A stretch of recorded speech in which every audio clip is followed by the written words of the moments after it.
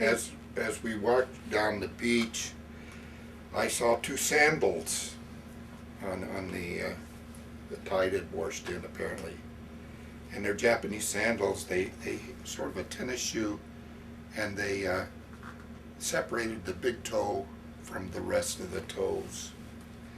And I thought, well, I walked up to them and looked at them, and I found they had feet in them.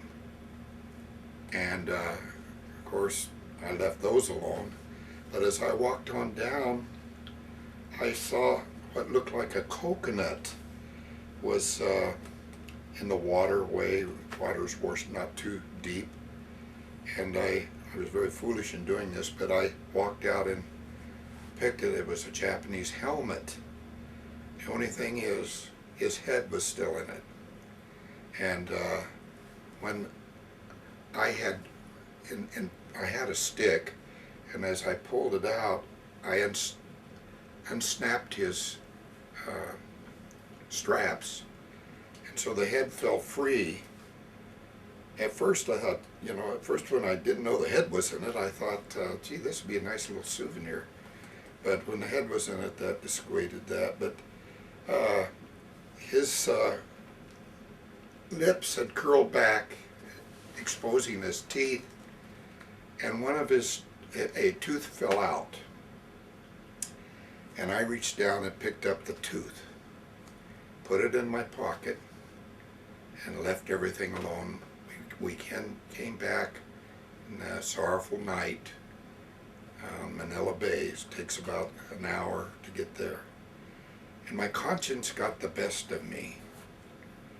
And I said to myself, I don't know if this guy's a Buddhist, Shinto, whatever he may be, but I'm going to give him a Christian burial.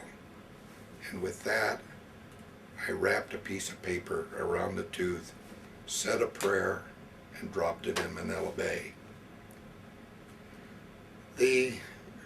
Back at headquarters, of course we were approaching big things. Big things were happening about the war. And one of the first things, of course, big things, was one morning we woke up and they dropped an atomic bomb, I believe on Hiroshima. And gosh, by this time Manila had a little paper, they called it the Pacifican. It was like equivalent to what Europe had. And they had nice little news articles in it and so forth. And that was how I learned about the atomic bomb. And they were then saying, oh, this is going to cut the war. Maybe we can get it over in 6 months, which was good news. And so a couple of days later, they dropped another one. And of course that made people really think this war may be over pretty soon, just unbelievable. And so finally, of course, they started negotiating for peace. On the night, I thought I'd never forget that date, but August the 12th, I think, August 12th or 14th. We by this time had a little radio at our area, our lodging, and they had a little radio station, and they announced that Japanese they think they're going to sue for peace. And of course, it was ups and downs. One way they were going to fight, and in Japan itself there was ups and downs. They were trying to, the warlords were trying to stop the emperor they wanted to fight to the death. So anyway, they'd say, well, it's going to be over, and no, it's not going to be over, and so forth. Finally, I was playing cards with a few people in my quarters, and it was in the evening, and I had a return of this dysentery, and which I had a lot of returns later on, but I felt bad, and I told them, well, the war will hold on, I guess. I'm going to go to bed. It was around 8 o'clock. And about 9 o'clock, they dumped me out of bed. They said, the war's over. And you never heard such things going on. Probably one of the happiest moments, not only in my life, but literally thousands of people in the armed forces and Filipinos. Out in the bay, the ships were firing tracers in the air. Somewhere or another, they got a hold of a band, and it was going up and down inside of Manila, playing patriotic songs. There's so much gunfire going on, I said I wouldn't go outside. And I thought, darn, I hadn't gone through this war to get shot. They like this. And so, anyway, the war was over. And I noticed, I think the next day was Sunday, the churches were full. They were just people so thankful that damn war was over. Of course, then we were governed by points that we acquired during our stay, and the point system, before we could go home, the point system was based on how many battle stars you had. If you had the Purple Heart, that was a biggie. If you had the of course, Silver Star, that was been, of course, a Congressional Medal of Honor, that they'd fly you back. But a very lopsided thing happened. The war in Europe had already been over, so they were sending their guys home on lower points than we were having. We were stuck because MacArthur, bless his heart, took over or commandeered some of the transports and decided to take a wise move, I may ask. They decided to take some Japanese prisoners of war home, and that was to help tame the Japanese efforts to continue the war. But I was supposed to be home before Christmas, and on Christmas, the day after Christmas, I was notified that I was going to come home. I came home on a big ship, the USS Admiral Sims, and landed in San Pedro, from whence I had started the whole thing. I was hoping to go to San Francisco, but they sent us in to San Pedro. Things I noticed there was we got off with all the parades and all the great things had now become passé, you know. So we had families out there meeting the ship, but you couldn't speak with them or anything. The first thing they did for us, keeping in mind, I should have said this earlier, the food we'd been eating was horrible all that time. It got a little better near the end of the war, but it was terrible. So when we landed, they escorted about 5,000 men into a huge mess hall, and German prisoners of war served us all we could eat: steaks, wanted a gallon of ice cream, they'd give it to you. It's one of the best meals I've ever had. From there, they put my folks were from Arizona, of course, but they had gone back to Oklahoma City because my mother's sister's husband had passed away. They owned a floral shop, and she needed help, so my mother went back to help her along with my dad. So instead of being discharged at Fort MacArthur, I was sent to Fort Leavenworth, Kansas, and discharged there, being closer to Oklahoma City.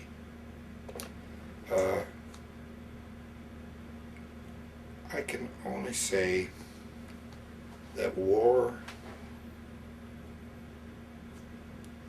is a beastly, ugly situation, having many good moments. Now you'd want to know what that means. The dread of the war affected everybody.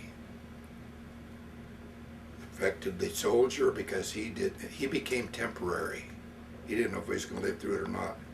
I went in at 18 and it cut off a future for me. I didn't know if I'd come back or not.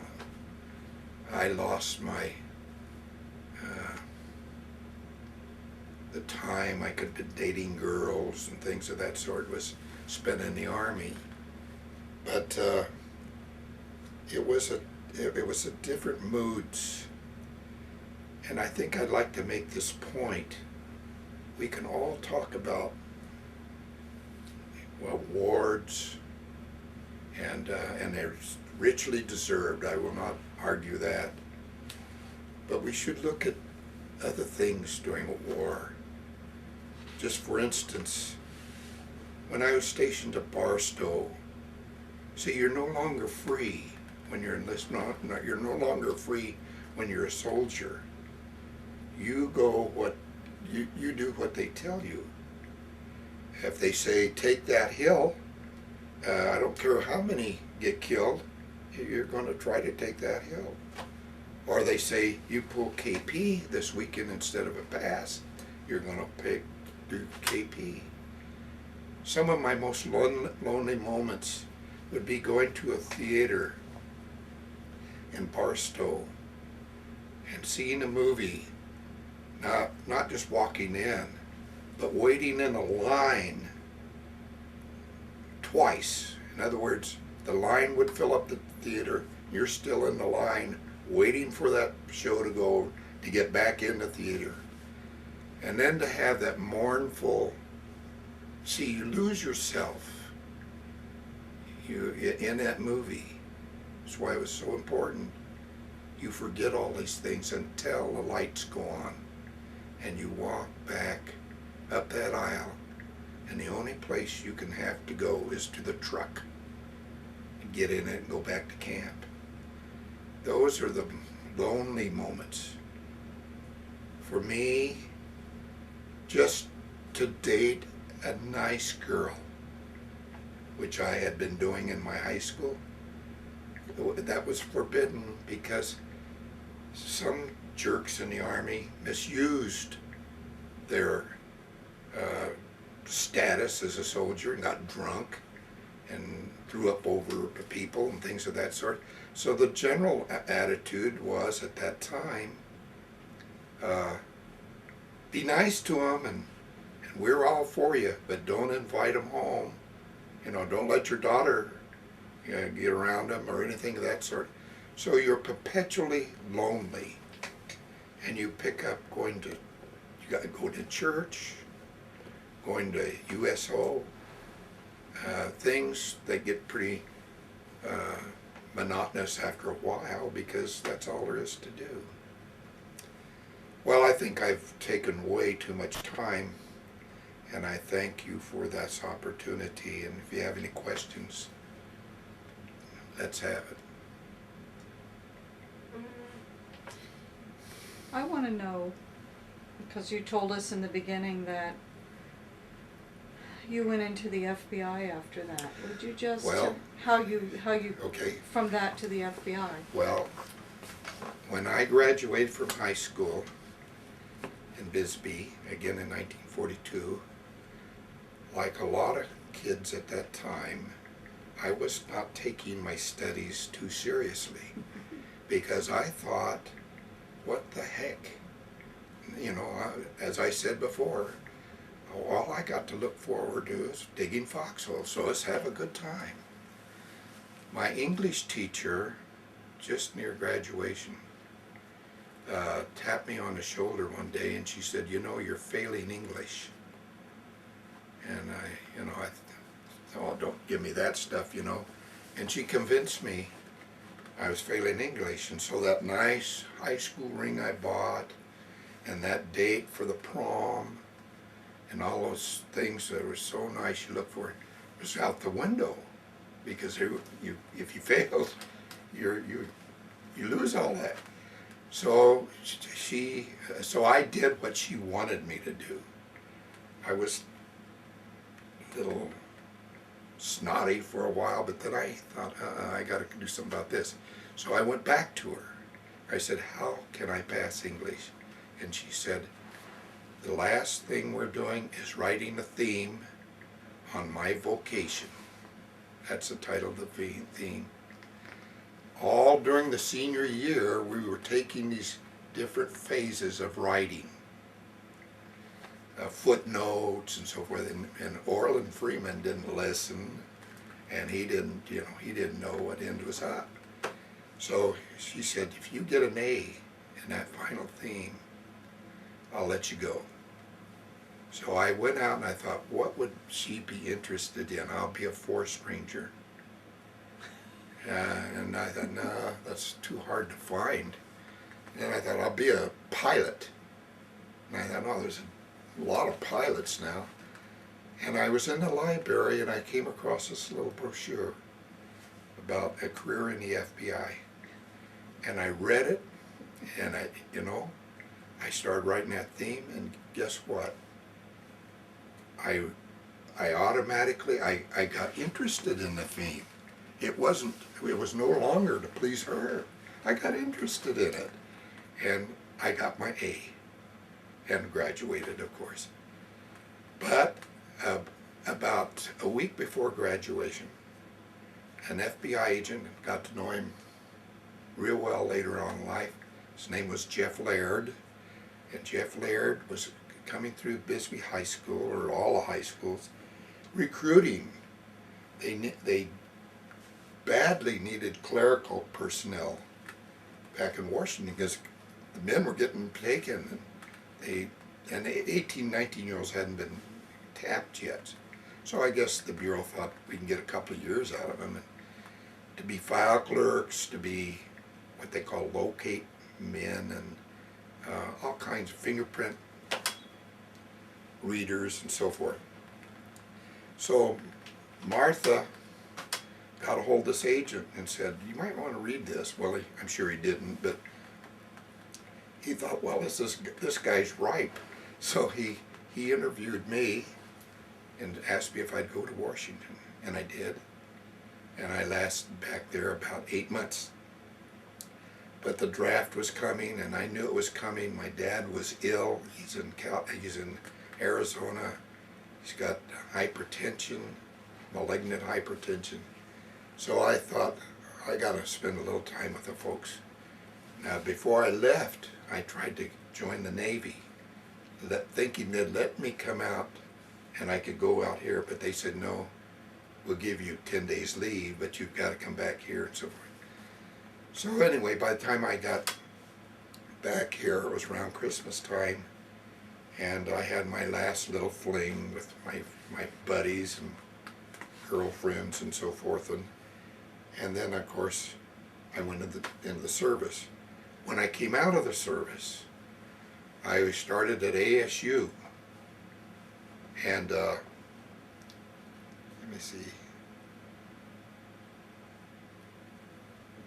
No, I was going to ASU at that time, and anyway, I heard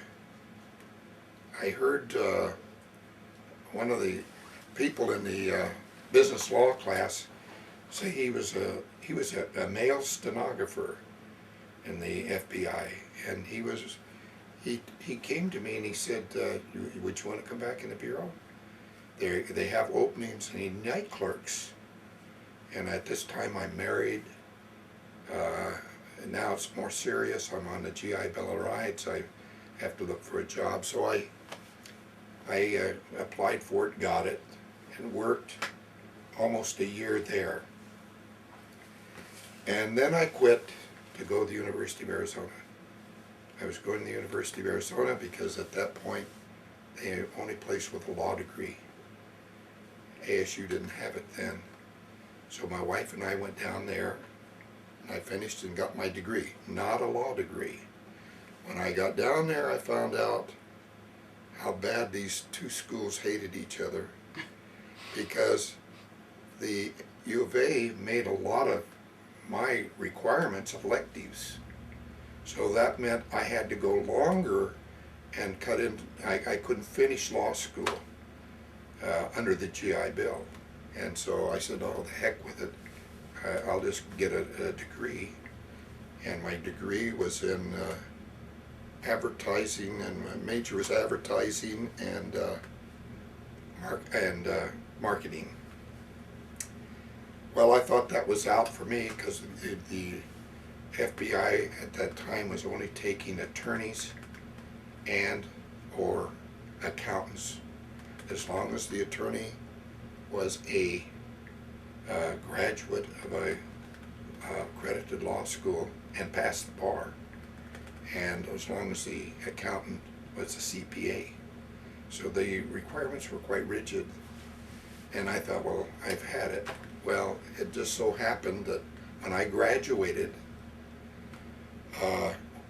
the day before, well, a couple of weeks before I graduated, I had to do in one of my courses a radio class. By that, U of A, and of course ASU has a radio station, and to pass that course, you had to put on the whole 30 minutes of stuff, songs and so forth. Well, since it was around April, I thought, gee, it'd be neat to get someone on here about job opportunities. And since I was in the FBI, I thought, I'll just call up the SAC, Special Agent in Charge, see if he'd do it. He said yes, he would, and I interviewed him on the air, and when he got off, he said, you will be my first recruit. How would you like to come and work as a night clerk? And at that point, I thought, I don't know. I don't know if I want to do that or not. The FBI's pretty strict, and I just didn't know, so I didn't do anything until I got out and started trying to find a job, and found out maybe I better take a second look at that. And so I went down and I was interviewed again, and he said, I guarantee you, Orland, that if you take this job as night clerk, and that was in May, maybe June, before the end of the year, I'll have you in new agents class. He said, they're going to change, not lower, they're going to change the requirements scholastically to what they call miscellaneous degrees. So you can be an engineer, be a pharmacist, business administration, whatever, as long as you've had 1 year in law enforcement. And he said, by that time, you will have had 1 year in law enforcement. Going back to 42, and then with working there. I said, oh, no, I don't think that'll ever take place. And by George, he was right. I went into new agent school at Quantico, Virginia on the 13th of November, 1950. While there, I this is a little offshoot, but I was almost disqualified because of my physical they said I had flat feet.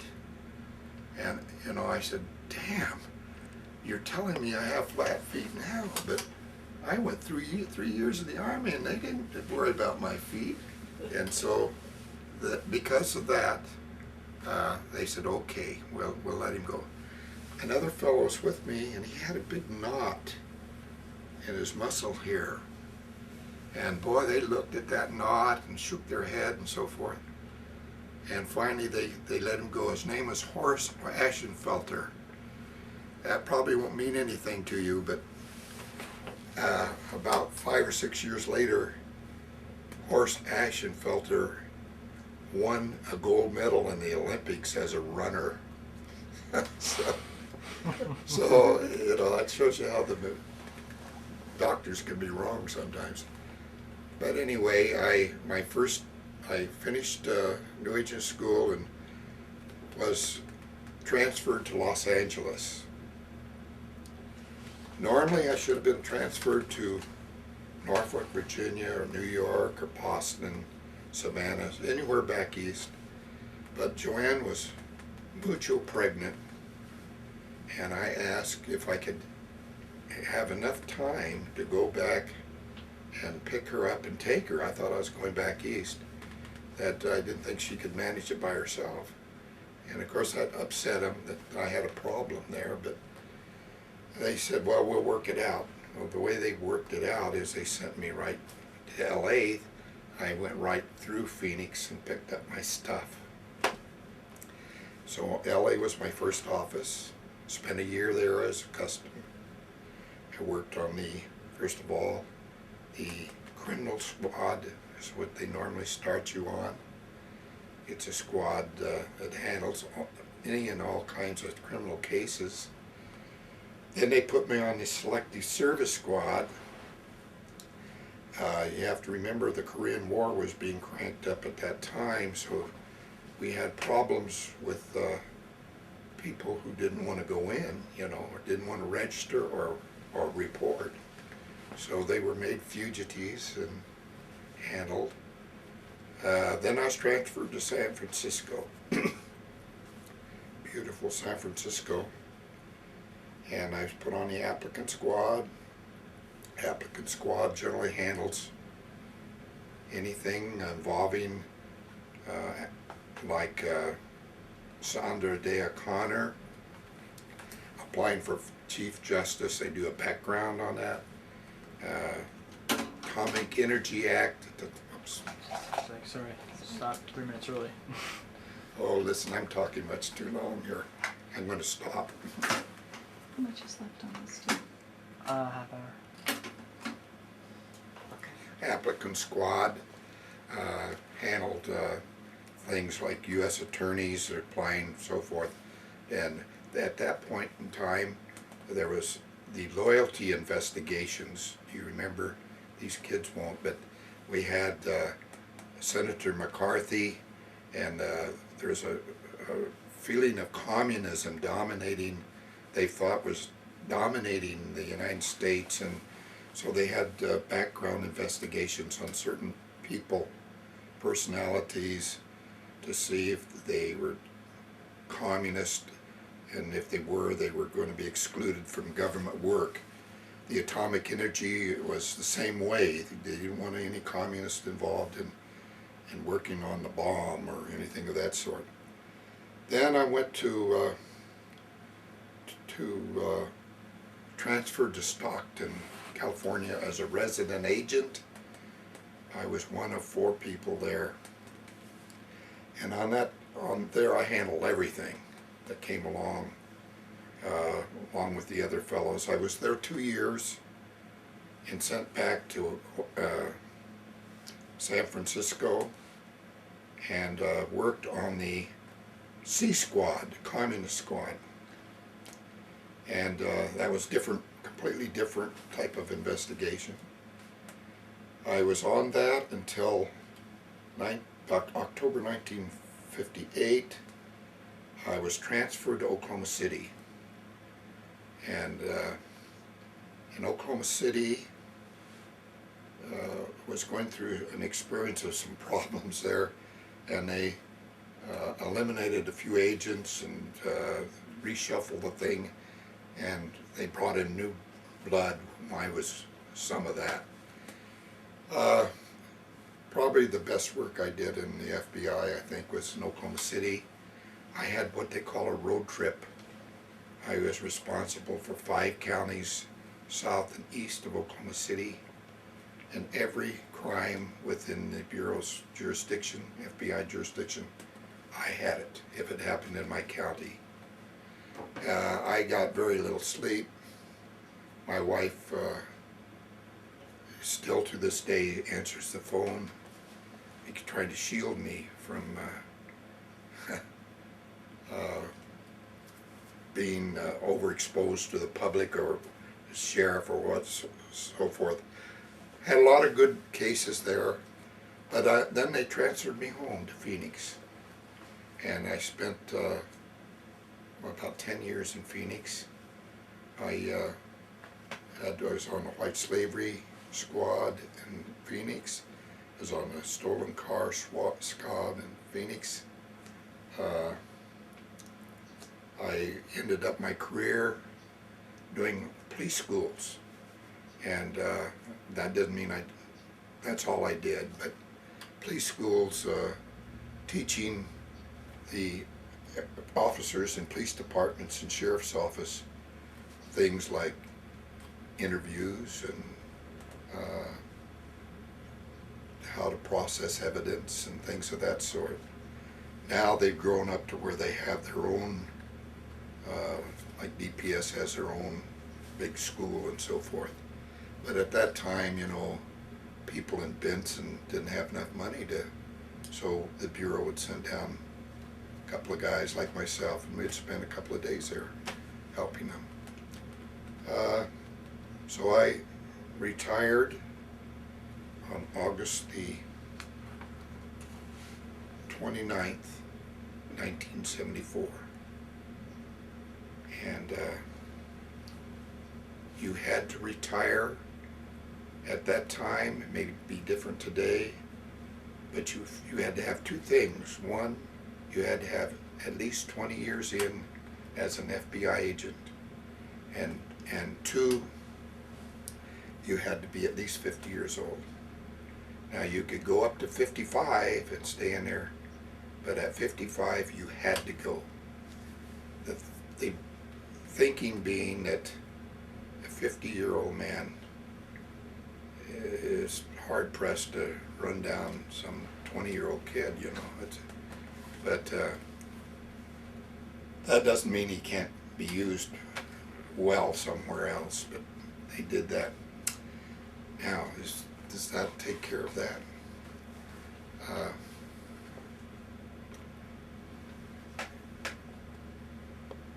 Okay. Why don't you, Okay. I'm gonna stop Yeah. this a minute and we're gonna take the camera off the tripod Okay. so that Ben can. These pictures depict some of my FBI career accomplishments or some activities. Anyway, here's Mr. Hoover, John Edgar Hoover's picture, and of course he's autographed it. And this was taken in 1953. I went back as a counselor to the 85th section of the FBI National Academy, along with another counselor. And while back there, of course, we served as an in-between between the class and, of course, the Bureau. We cushioned the blows one way or another. At that time, Mr. Hoover gave me this picture of himself, again autographed. And I got a diploma from the FBI National Academy at that time. This is the FBI Academy class that I was a counselor with. And they were composed of chiefs of police, sergeants, lieutenants, captains, generally some rank. And they were chosen to go back there as a special privilege for them to get that appointment. Over here, I don't see much. This is just sort of a, this was given to me by the New Zealand lieutenant on the New Zealand Police Department. Getting back to my World War II days, I will show you this here. This fellow and I were together in the 547th Anti-Aircraft Battalion. He's the one that with me tried to get into the Air Force. This man is a very close personal friend of mine to this day. I want to point him out because he just didn't look like a soldier. You can see his cuffs are down, not like mine here, but they're down, and he sort of looks sloppy. But I'm going to tell you something. He went overseas and fought in France. He won the Silver Star, 4 Purple Heart, no, 1 Purple Heart, and I can't think of, Bronze Stars, 4 Bronze Stars. The French, and I can't pronounce it, Dudajet or something of that sort, personally put on his shoulders by de Gaulle, and he's a hero. He was in a lot of battles, and he lives in Albuquerque now, and they call on him once in a while to do things like this. What's his name?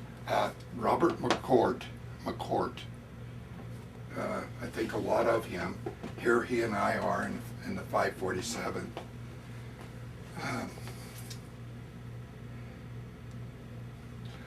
I'd take you over to this side if I can. Yep.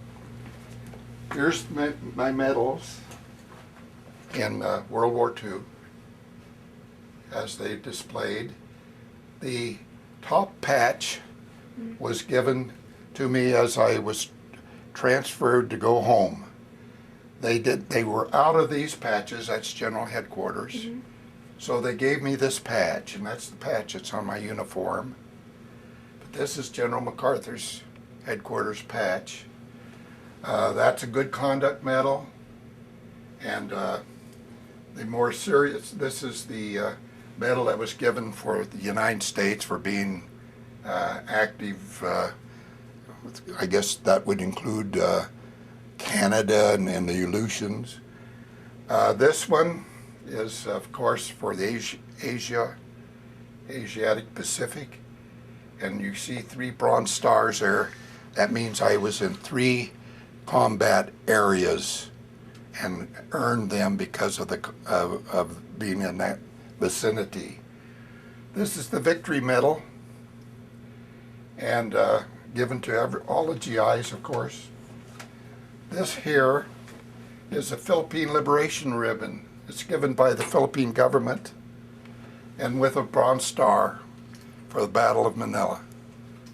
This one here is the Philippine Independence Medal, and it was given by the Philippine government for all of those who participated in the freeing of Manila and so forth. And this is a unit citation I received, of course, from the Philippine government. This is when I retired, I had 25 years in the Bureau. Sorry. And so they gave me 25 silver dollars to commemorate that, and I kept them. This is, these are letters of accommodations, but I didn't want to be too hip on that. So I included first letter as a letter of censure. I was censored for an investigation I did. So letter censures are pretty bad because they cost your raises in your salary. Your next raise goes by the board. Oh, these here I probably have no interest, but they are my great granddad fought in the war for against the British Empire. And this, of course, I received certificates from. He was at my great grandfather was at Valley Forge during the starvation time, and he was also at Yorktown. So those refer to that. Kept them because it was sort of fun to go back. My wife was a genealogist, and she uncovered all that for me. These are my credentials. These are FBI credentials, what they look like. This one, as you can see, is marked retired over it. For a long time, Mr. Hoover would not give you anything but a letter. But when he died, they got a little better, and it's nicer. Everyone sort of wants their badge. Here's her badge, I might say.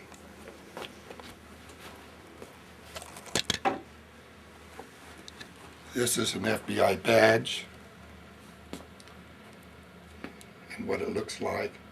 And they put it in a piece like that so someone can't get it and start impersonating the FBI agent. I really don't have much else I can show you. If there are any questions, you're certainly free to do so. I guess maybe you can stand right there, but you have the ex-FBI license plate. Would you tell why you stopped, why you took that off your car? We have a magazine which we receive, I don't see it here, but of all the retired FBI agents, or all agents that were in the FBI, particularly those who retired. And I saw in that magazine where someone out in California had gotten that plate, on a California plate.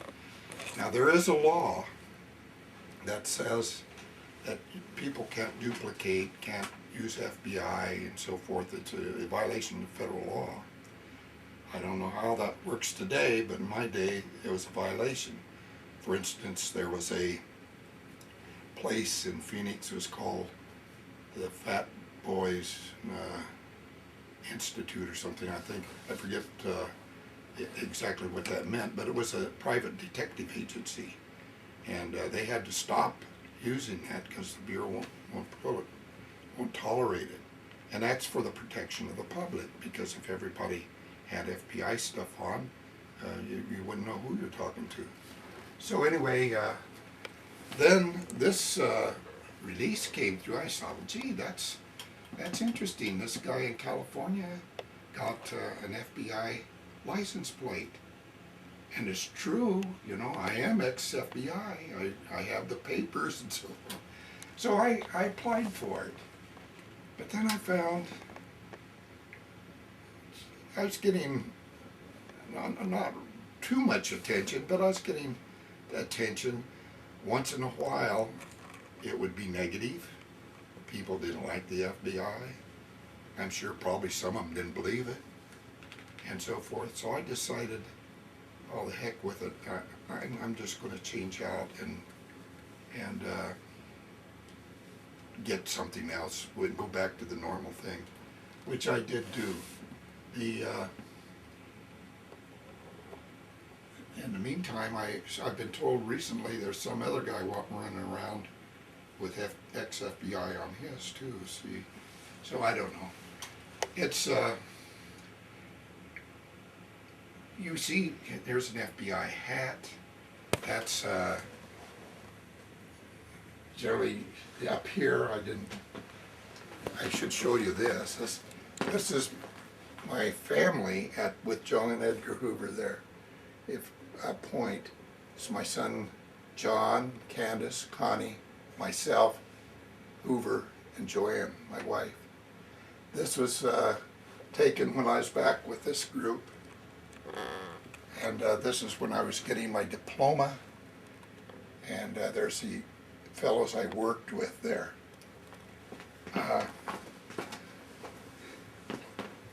Once in a while I'll find somebody wearing some FBI apparel, and I have one young lady was in the grocery store, and I can't forbid it, but I walked up to her and showed her my, not my credentials, but my retire, you get a retired thing, and asked her what part of the